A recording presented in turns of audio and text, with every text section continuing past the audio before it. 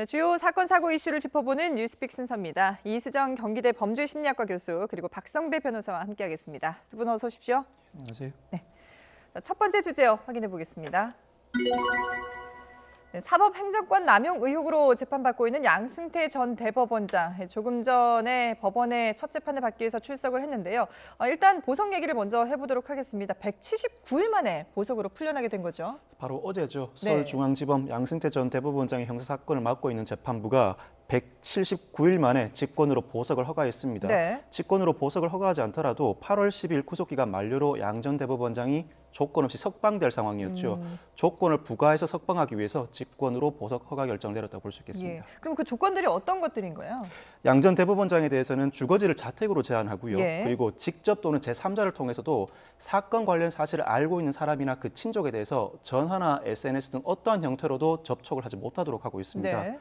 보증금은 3억이었는데 직접 3억 원을 입금한 것은 아니고 보석 보증보험증권으로 가름하는 것으로 하고 예. 법원이 정한 날짜, 장소에 반드시 출석을 해야 되고요. 예. 3일 이상 여행을 하거나 출국을 할 때도 법원의 허가를 받도록 조건을 걸어두었습니다. 그렇군요. 근데 애초에 이 양승태 전 대법원장은 보석의 조건을 받아들일 수 없다 이런 입장을 보였었잖아요. 네, 뭐 아무래도 이제 이 직권으로 이렇게 보석이 되는 경우에는 조건부라는 게 사실 붙습니다. 네. 그렇기 때문에 그 조건에 있어서 뭐 여러 가지 제약 조건, 예를 들자면 외부인을 접견 금지한다거나 네네. 이런 것들이 이제 붙으면은 결국은 만기로 구속 기간이 이제 만료되는 경우보다 훨씬 더 제약이 많은 거거든요. 그래서 일단은 기다려 가지고 네. 뭐 만료될 때까지 기다려서 좀 자유롭게 재판에 임하겠다라는 이제 취지였는데 네. 지금 이제 결과적으로 이렇게 이제 그 부과된 조건들을 보면 비교적 그렇게 이제 재판을 임하는데 어려움이 없는 이제 그 조건을 집행을 지금 하고 있어요. 그래서 뭐 예를 들자면 사건 관계자 외에는 만남의 제한이 없다거나 네. 그러면 뭐 사실은 여러 그 관련자들을 분명하게 규명하기가 좀 어렵잖아요. 네네. 그렇기 때문에 많은 사람들을 만나가지고 뭐 지금 이제 아무래도 이 사건 자체가 물적 증거가 뭐 상당 부분 미비한 사건이다 보니까 네. 어떻게 해서든 증인들에게 영향력을 행사할 수 있는 여지가 없지는 않아 보인다는 네. 거죠. 그래서 이제 그런 종류의 제약 조건이 비교적 뭐 상당히 좀 관대하기 때문에 이런 것들을 수용하게 된 것은 아닌지 이렇게 네. 이제 생각이 듭니다. 네. 지금 말씀하신 이런 부분들 때문에 사실 검찰에서는 이 조건부 석방이나 이 조기 석방이나 다름이 없다. 그러니까 조건부로 보석을 허가해 준 것이 조기 석방이다. 이렇게 지금 해석을 하고 있는 거잖아요. 검찰에서는 그동안 양 전 대법원장에게 보석을 허가해 주더라도 네네. 이명박 전 대통령의 보석을 허가해 준 것과 동일한 수준의 조건이 부과되어야 된다고 주장을 네. 해왔죠. 이명박 전 대통령의 경우에는 외출 자체가 제한되어 있고요. 네.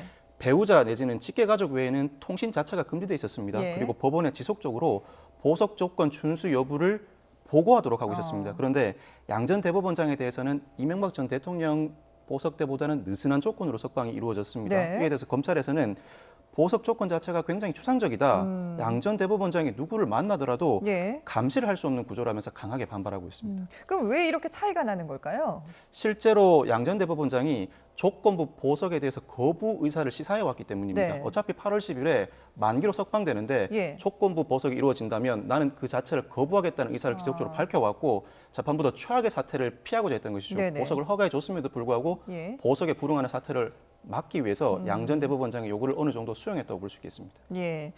자, 그런데 지금 보면은 여러 가지 뭐 지금 앞서 조건을 봤습니다만은 심지어 뭐 여행도 보고를 하긴 해야 됩니다만은 네, 그래도 여행 3일 정도는 여행을 갈 수 있다는 것도 좀 의례적이다 이런 생각이 들거든요. 네, 근데 뭐 지금 이런 종류의 이제 어떤 소위 조건이라는 것은 예. 결국은 지정하기 나름이기 때문에 그렇기 때문에 결국은 지금 변호사님 말씀하신 대로 네네. 아무래도 조건부로 지금 보석을 이제 수용하게 되면 감시의 기회가 생기잖아요. 예. 어떻게 해서든 간에.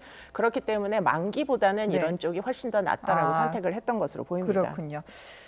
조금 전에 저희가 속보로도 전해드렸습니다만은 오늘 이 첫 재판에 불구속 상태로 출석하기 위해서 나오는 모습을 라이브로 보여드렸습니다. 근데 그 보석을 받고 나서 나올 때도 그렇고 그리고 조금 전에 지금 나오는 모습에서도 그렇고요. 글쎄요, 양승태 전 대법원장의 표정이 상당히 여유롭다고 해야 될까요? 이런 모습들은 어떻게 해석을 할 수 있을까요? 네, 뭐 다른 피고인들과는 좀 다른 어떤 여유로움이 묻어 네. 있다. 이것은 어쩌면 이 사법 제도에 대해서 굉장히 잘 알고 있기 때문일 수도 있을 것 같고요. 예.